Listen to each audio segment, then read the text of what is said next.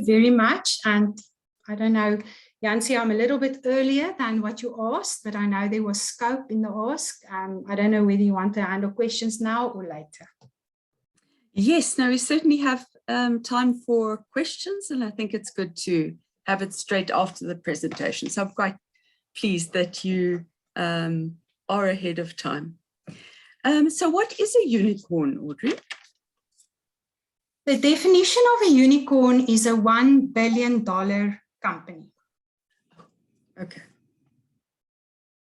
So a dollar. So if we want to say a unicorn in South African terms, if the exchange rate is 18, I haven't looked recently, but 18 billion rand is a unicorn. So when you hit that, you are a unicorn. Right, right.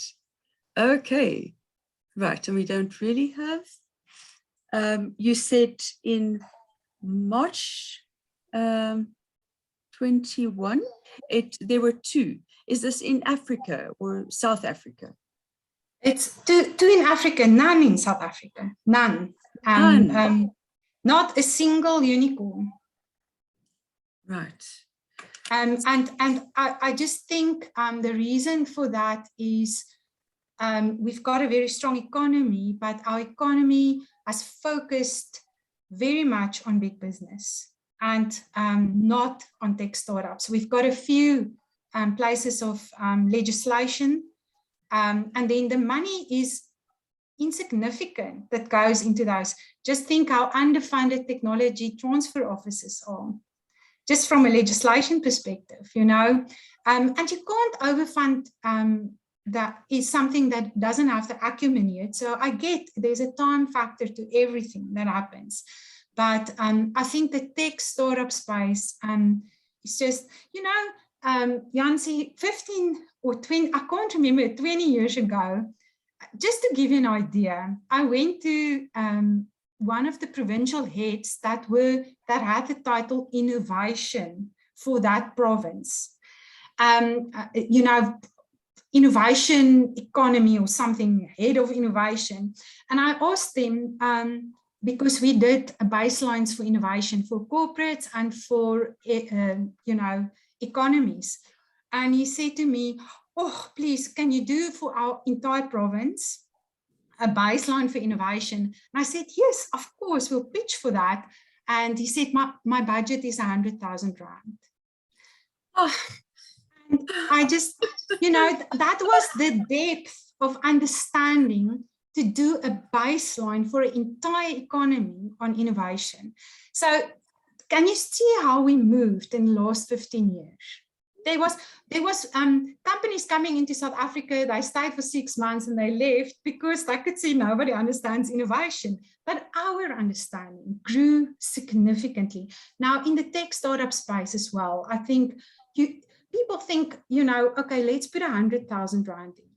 No, you know, that maybe pays 2 people's salary. You know, where will that take this company?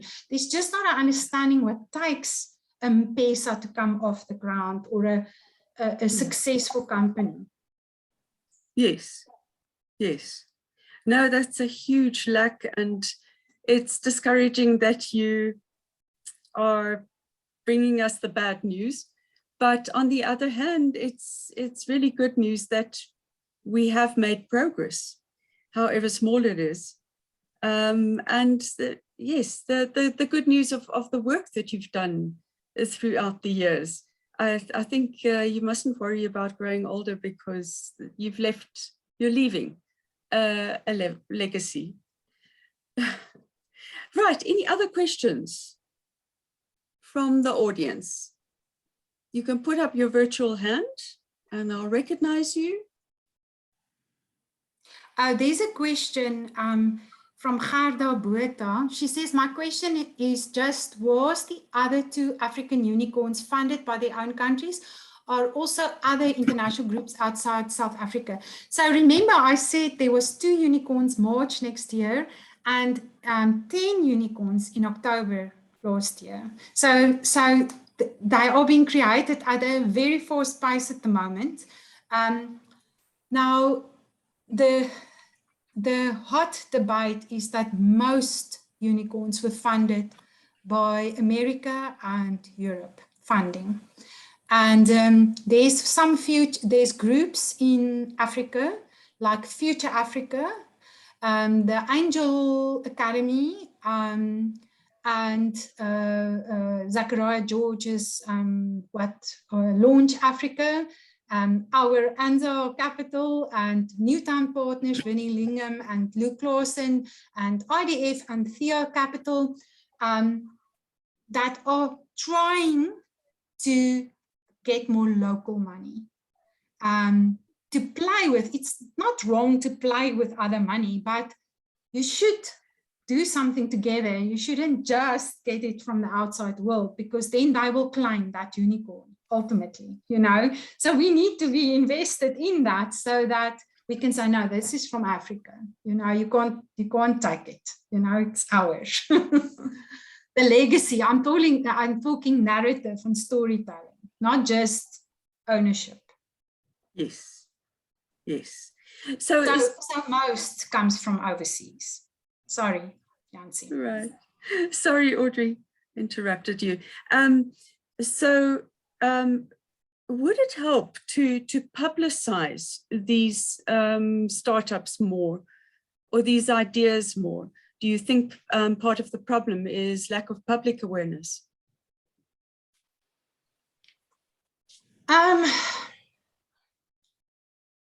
Look, it's hard work, and I think the media is eager for the stories, but I'm just thinking, what once a year we publish, you know, the top 60, we put it into the investor space, we ask the media, and lots of media carry it, but we can't keep on doing it. So you know what I'm saying, you run the NSTF, you know how hard work it is to do media releases. Nobody pays you for that, you know, but you still need to write those, and you need to get them into the media's hands, and you must be clever, because I must be excited to write about them. And it's always better to write about everything that goes wrong in the world than to say, oh, look at these wonderful people making a difference. So the good news is always a harder news to get into the media. So how do we fix that? I don't know. It's like, it's time and task, and time and task is costly if nobody pays you for it. And the media is in a crisis as well. Who pays for the media? You know, they have to find new models. You know, what do you watch? Do you read these nice stories? What are you following? Because that is where the money goes. Right, right. No, that is very interesting, because we do spend a lot and put a lot of effort into publicity, but it really seems like it would be good if everybody did their part in terms of raising publicity for South African ideas and South African startups. Anyway, Jancy, could I ask a question, please? Yes, certainly, Prof. Bruton. Yeah, to Audrey, in connection with the Innovation Summit, is there any way in which you can make it more affordable to retired people like myself who are still active in the innovation arena, but you know, we don't have any institutional support? Look, is it okay if I say Mike? It's always been a challenge. We're a private sector institution, and we have to survive. If we do not charge, we don't have a business. So we always charge. We've never taken a dividend in 15 years. So our owners don't get rich out of the work we do. This is what it takes to deliver this value into society. Now, how we try and make it accessible is, and this is not going to go away, is the online component. So people who write to us and say, I can't afford, we will give them free tickets to come online, and all the services except face-to-face meetings, but the meetings is online, the connections are online. So all the services are accessible online, And still the online component cost us an arm and a leg to deliver. And all those hours that people that I have to pay salaries for must create all of this. So this is not a government grant space. This is a private sector space. And it's a funny thing. In the beginning years, I was obsessed to give away free tickets, and it actually made us grow much slower. So it is, there is an affordable way now, and technology made it possible. It's the online space, but the physical space, we must buy the hotel, we must buy the food, we must buy the bags. So that I think we're very, very fair in what we do. It's not a rich man's game. This is the ecosystem play, and it has been a hard play for 15 years. So that's our gift.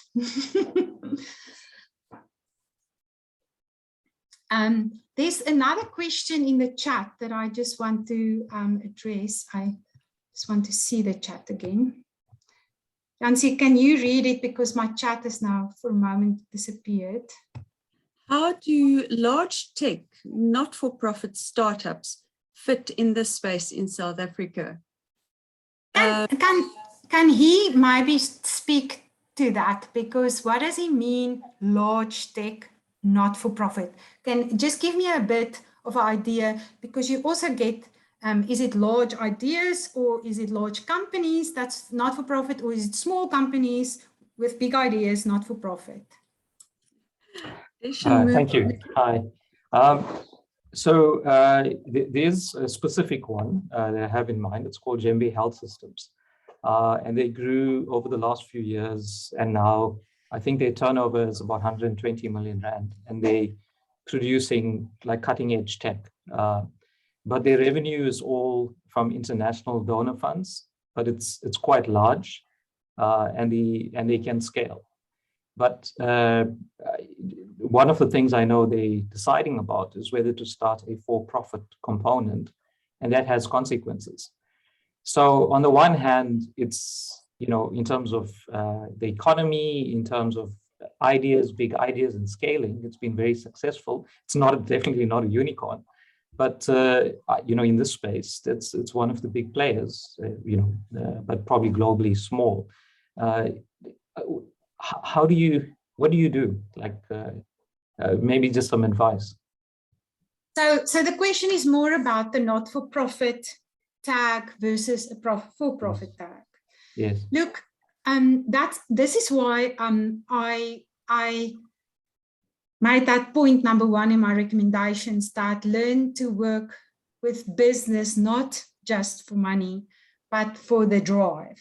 Because it was like a no-go to say that I am doing good in the world at profit. And I'm making a good profit. I think it crippled our society. So I think I have created the NGO in my life, and I will never, ever do it again, because the rules are very strict. What you may and may not do. NPO even more. I think you can only do 10% project work. The rest must be sponsored. So everywhere you go, you just beg for money ultimately.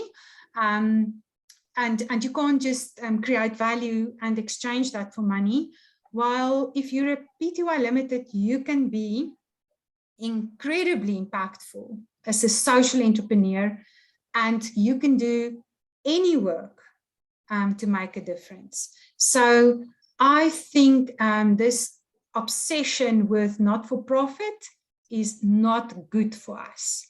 It's not how the rest of the world think. It's a very African mindset, and I think we must get rid of it. It's basically not good. There might be spaces where it's absolutely correct. You know, when you look for sponsorships for an orphanage, and there's no way to do that in a sustainable way. But if there's a sustainable way for your business to make money, you can do good and have impact and be a PTY Limited. And that is my recommendation. So if they are able to play in that space, I would recommend that they change. Thank you for that. I think I'll follow up with you offline. You've given me a lot to think about, and thank you for that. For the question. Thank you. Thank you for that question, indeed. Yes. There was another question. Yes. I think. Let me just see here. I saw here, Dr. Audrey, what kind of assistance will you provide to academic researchers with a new technology? I guess the question. What kind of assistance will you provide to academic researchers with?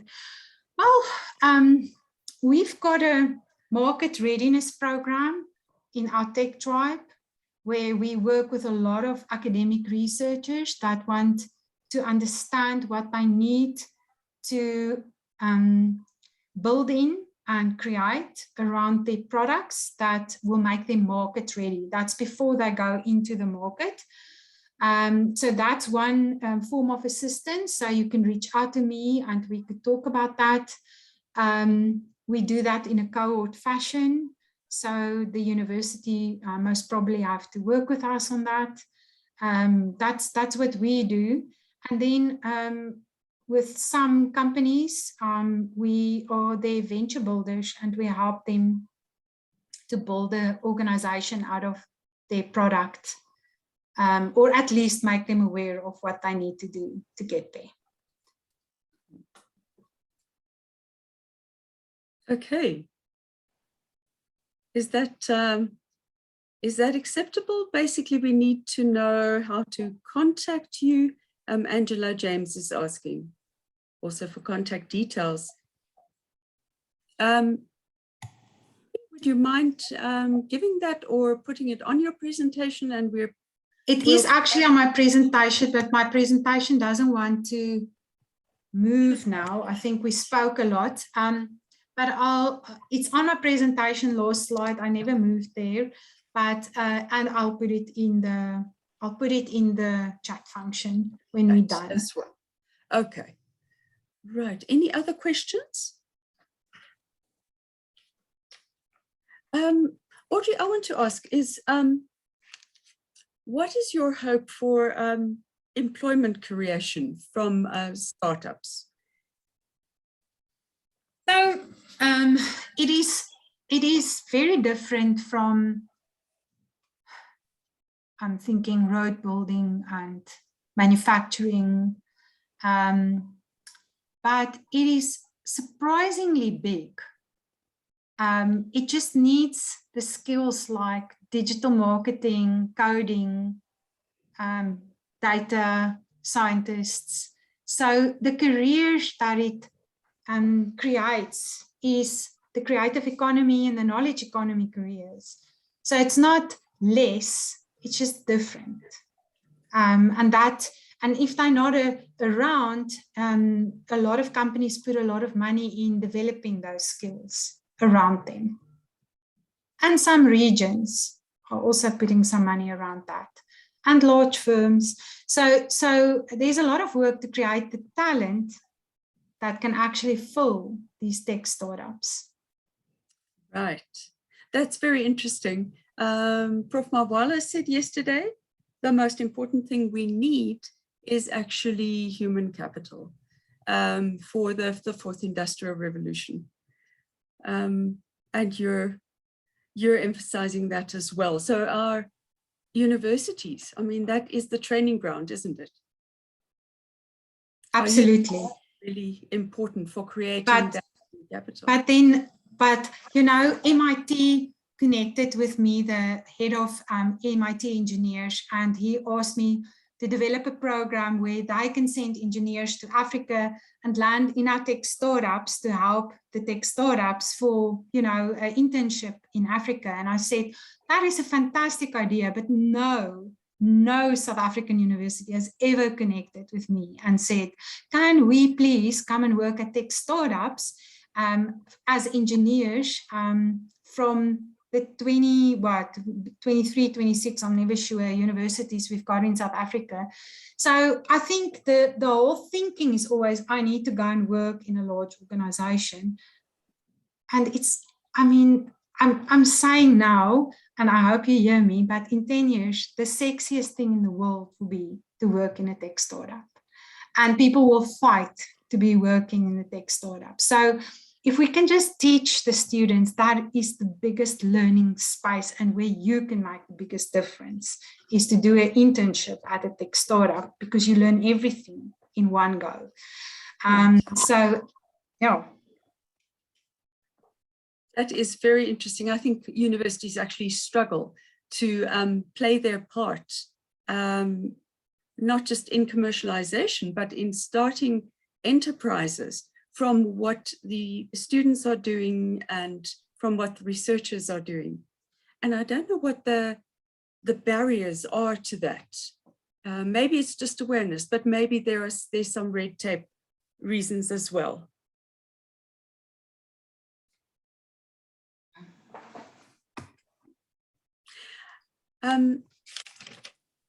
Right, there was another question, but I think you've answered it with the NGOs.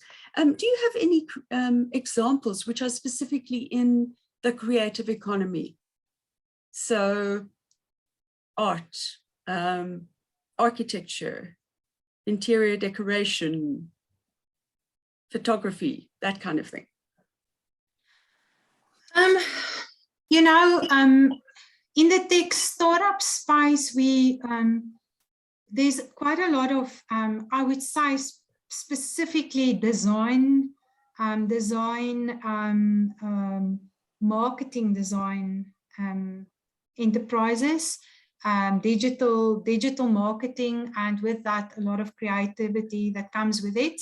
But the Innovation Summit, we've never taken fashion, filmmaking, textiles as a, we always had the aspiration, but somehow we could never get a funder that will fund a competition like that. You know, we always got funding from green economy and other spaces. So I don't know whether there's a bit of a mental segregation that people in textiles think they are not technological enough to call themselves innovative, and that's why they call themselves creative. You know, there's a lot of tradition in the word, in language, and the use of language. When I entered the National Innovation System space, I was an industrial psychologist. And I felt I don't speak my language ever. So maybe I'm now guilty of the same thing, that I'm not speaking the fashionists' language and the filmmakers' language, because we use the word innovation. But there's incredible innovations in textiles, you know, and incredible innovations, but our space attracts more traditional, you know, kind of solutions, except in the marketing space. In the marketing space, a lot of creatives play, and they like the Innovation Summit, but I haven't found big funders there. I think they go to the design in Durban. Yes, that's right. I think so. But this discussion forum has really brought up the question of how do you bring the creative industries and the technological innovation closer to each other.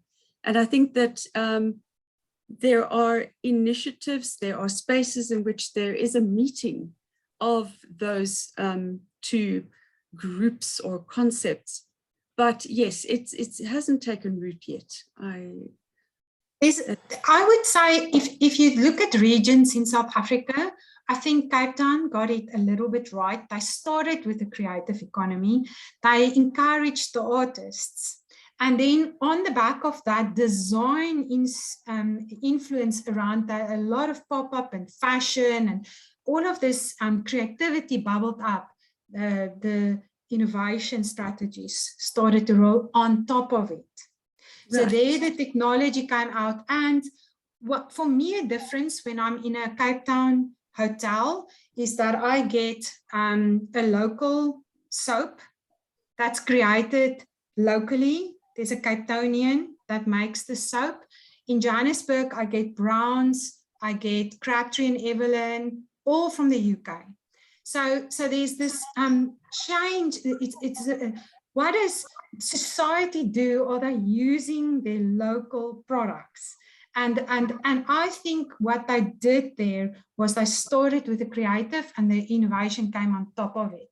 While in Joburg we had a big science and innovation drive, but the creative drive was just, I don't know where it is. There's a lot of creators, but they in their own bubble. You know, it's like they don't speak to this innovation crowd. Right. Audrey Verhaeghe, this was incredibly interesting. Thank you very much for this